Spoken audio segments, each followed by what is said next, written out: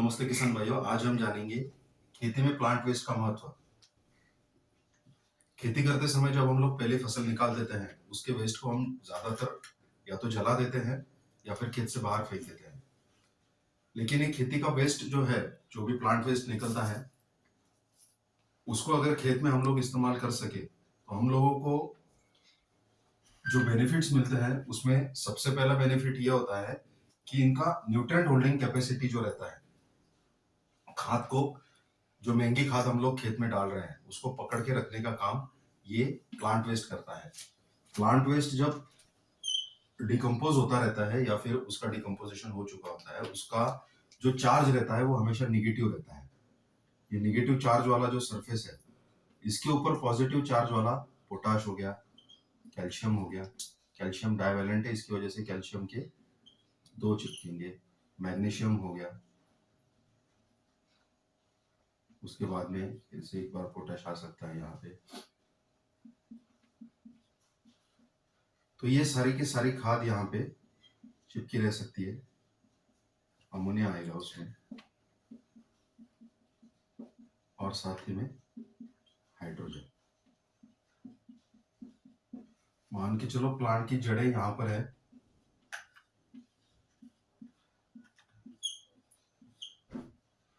तो ये जड़ें ये ऑर्गेनिक मैटर के साथ में या फिर मिट्टी के जो बारीक बारीक कण रहते हैं उसके साथ में जो चिपका हुआ न्यूट्रिएंट मॉलिक्यूल्स है उसको उठाने का काम करेंगे, या फिर कह सकते हैं कि उसी को उठाते हैं। तो होगा क्या कि यहाँ पे मान के चलो किसी किसान ने एमओपी डाल दिया है या फिर एसओपी डाल दिया है, तो ये पानी में जब घुलता है, पानी में घुलने के बाद जितना भी पोटाश है वो पोटाश जो कि लीचेबल कंपाउंड है, मिट्टी में बह जाता है, उसको पकड़ के रखने का काम ये प्लांट वेस्ट करने वाला है जो हम लोगों ने जमीन में गाड़ के रखा है। तो होगा क्या कि मिट्टी की न्यूट्रिएंट होल्डिंग कैपेसिटी बढ़ेगी। लंबी फसलें हैं जैसे गन्ना हो गया, फ्रूट क्रॉप्स हो गए, उनको ज्यादा समय तक न्यूट्रिएंट का सप्लाई होना बहुत जरूरी रहता है। मान के चलो 30 दिन से 120 दिन तक फ्रूट मैच्योरिटी का फेज है उसका, तो ये पूरे समय में न्यूट्रिएंट अवेलेबिलिटी मेंटेन होना बहुत जरूरी है। उसमें कैल्शियम हो गया, पोटेश हो गया, मैग्नीशियम हो गया, ये न्यूट्रिएंट का अवेलेबिलिटी इतने दिनों तक बरकरार रहना जरूरी है।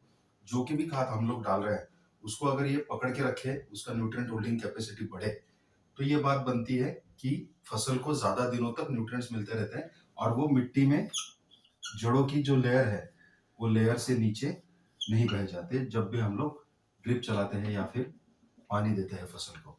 तो ये बेनिफिट हमको इससे मिलता है। दूसरा एक बेनिफिट है कि पानी पकड़ के रखने की जो क्षमता है, पानी पकड़ के रखने की जो क्षमता है वो बढ़ती है। मिट्टी में कम पानी में भी फसल आ सकती है।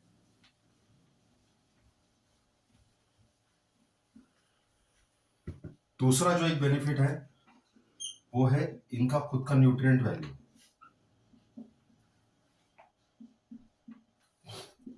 आमतौर पर देखा जाए, नाइट्रोजन 1 से लेके 2% तक है, पोटैश 1% से लेके 7% तक है,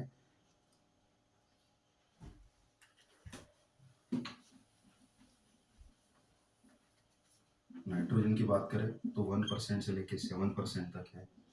पोटैश की अगर बात करें तो वो भी 1% से लेके 14% तक आ जाता है। और फॉस्फोरस जो है वो 0.5% से लेके 3% तक वेरी होता है हर एक फसल के हिसाब से। यदि हम लोग 1 टन प्लांट वेस्ट जमीन में डाल रहे हैं तो हम लोगों को 10 किलो से लेके 70 किलो तक नाइट्रोजन मिलने वाला है, 10 किलो से लेके 140 किलो तक पोटैश मिलने वाला है, 5 किलो से लेके 30 किलो तक फॉस्फोरस मिलने वाला है। और ये जो न्यूट्रिएंट्स है ये सारे के सारे ऑर्गेनिक फॉर्म में है। ऑर्गेनिक फॉर्म में जिसे हम लोग कह सकते हैं या फिर एलिमेंटल फॉर्म हम लोग कह सकते हैं उसको, कि ये ऑर्गेनिक फॉर्मेट में होने की वजह से ये तो ना तो मिट्टी में बहने वाले हैं और ना ही इनका फिक्सेशन होने वाला है। फसल इसको सीधी तरीके से उठा सकती है। ये एक न्यूट्रिएंट वैल्यू का इससे अपने को बेनिफिट मिल जाता है। और दूसरी एक बात जो इनका 3 नंबर का बेनिफिट है वो है सॉइल का जो माइक्रोफ्लोरा है, उसमें बैक्टीरिया आ गया, फंगस आ गया, केचुआ आ गया, और अन्य जो भी बेनिफिशियल ऑर्गेनिजम्स है मिट्टी में, उनको बढ़ाने के लिए ये फूड की तरह काम करता है, तो उनकी संख्या भी बढ़ती है। ये भी एक बेनिफिट इनसे मिलता है कि सॉइल माइक्रोफ्लोरा को सही तरीके से सुधारता है। चौथा नंबर का जो बेनिफिट मिलता है, चौथा नंबर का जो बेनिफिट है वो मिट्टी का खुद का जो न्यूट्रिएंट वैल्यू है, उसको सॉइल का इनहेरेंट, जिसे हम लोग कह सकते हैं इनहेरेंट न्यूट्रिएंट पूल। मतलब क्या कि मिट्टी में फसल लेने से पहले अभी मान के चलो नाइट्रोजन 30 किलो था, 40 किलो पोटाश था, फास्फोरस था सॉरी, और पोटाश था मान के चलो 350 किलो। ये मिट्टी के इक्विलिब्रियम को मेंटेन करने वाला न्यूट्रिएंट कंपोजिशन है। अगर फसल नहीं ली गई होती तो शायद ये इतना का इतना बरकरार रहता। तो जब हम लोग ऑर्गेनिक मैटर डालते हैं तो मिट्टी का जो इनहेरेंट न्यूट्रिएंट पूल है, जो मिट्टी में पहले से न्यूट्रिएंट पड़े हुए हैं, उसको मेंटेन करने का काम ऑर्गेनिक मैटर करता है। उसको मेंटेन करेगा, सॉइल की हेल्थ सुधारेगा, ज्यादा से ज्यादा जो भी खाद इस्तेमाल की जाएगी वो फिक्सेशन में कम जाएगी। फिक्सेशन में कम जाएगी तो जाहिर है या तो फसल को मिलेगी, जो तुरंत फसल लगाई है उसको मिलेगी करंट सीजन वाली, या फिर नेक्स्ट सीजन वाली को भी वो मिल सकता है। ये एक बेनिफिट उससे मिलता है। दूसरा एक बेनिफिट, मिट्टी उपजाऊ बनी रहती है, वो बंजर होने से बचती है। ये एक बेनिफिट मिलता है हम लोगों को। और प्लांट वेस्ट आसानी से खेतों में अवेलेबल रहता है, वो वहां से कहीं बाहर से हम लोगों को परचेस करने की जरूरत नहीं है। और पांचवा जो बेनिफिट है, सबसे इंपॉर्टेंट, ये जो बेनिफिट है, इसमें जब ये फुल्ली डिकम्पोज हो जाते हैं, फुल्ली डिकम्पोज हो जाते हैं, तो मिट्टी में जो चीज हम लोगों को आज बहुत ज्यादा तौर पर हम लोग देखते हैं कि ये हम लोगों को चाहिए, ये होने से बहुत बढ़िया काम होता है। तो ऑर्गेनिक कार्बन का परसेंटेज बढ़ता है।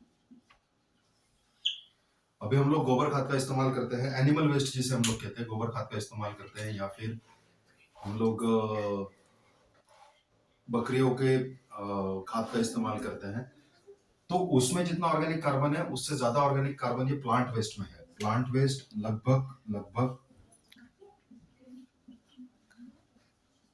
30% से लेके 40% तक ऑर्गेनिक कार्बन है प्लांट वेस्ट। ये कम हो जाता है डिकम्पोज होते होते पूरा। तो ये जो है प्लांट वेस्ट में ज्यादा ऑर्गेनिक कार्बन आता है एज कम्पेयर टू काउडंग हो गया, या फिर एनिमल का जो भी एक्सक्रीटा है उसके से जो भी आने वाला है, उसमें कम मात्रा में ऑर्गेनिक कार्बन रहता है। तो ये बेनिफिट मिलने वाला है कि जाते जाते वो ऑर्गेनिक कार्बन भी मिट्टी का बढ़ा के देने वाला है।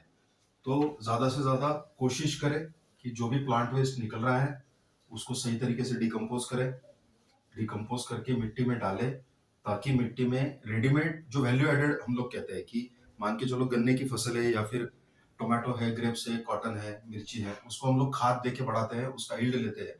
उसका ईल्ड लेते समय हम लोग उसको जो खाद डालते हैं वो उसकी टहनियों में, पत्तियों में, जड़ों में, स्टेम में जमा होती है, और उसको हम लोग यदि जला देते हैं तो वैल्यू एडेड लॉस है। खिला पिला के फिर उसको जलाया, इस तरीके से वो बात होगी।